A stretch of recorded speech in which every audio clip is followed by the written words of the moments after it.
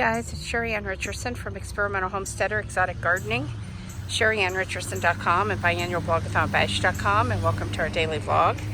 I had a friend send her son and her husband, or two of her sons and her husband, over today to help get this box chicken coop out of the large chicken coop that we're going to have to tear down.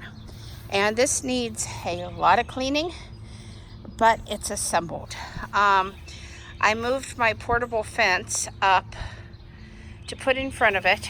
And of course I put some of the plastic poultry netting across that door.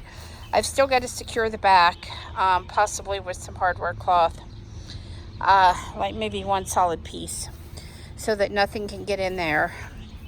And then of course we have the nest boxes over here. And I just used snow fence on the top. I think as a temporary measure that will be fine, because they're still just chicks. I really don't think at this point that they're going anyplace. And the eventual plan is to get the yard fenced in and just let them free range. So I think that this is going to work really, really well. Like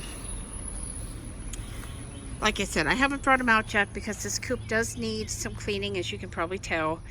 It has sat empty for, I'm thinking, about 5 years now, unused, just out there in the chicken coop. And the last time that it was used, I had about 30 chickens and I had 3 full-size roosters. So it did make kind of a mess, which is okay. I mean, that's what happens, you know. Chickens roost on top and then the droppings go down the side. And like I said, it's been in an enclosed building, so it hasn't been rained on or anything like that.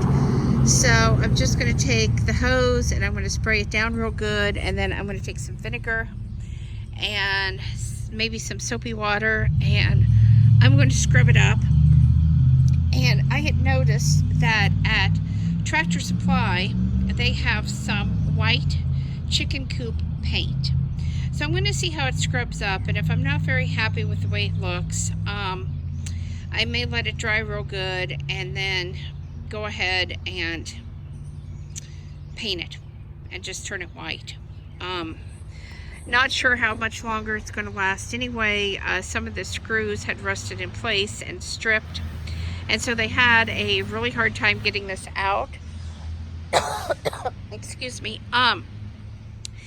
They had to use a hacksaw blade, not even in the hacksaw because they couldn't get the hacksaw in between, but they had to use a hacksaw blade, and they had to actually cut some of the screws loose.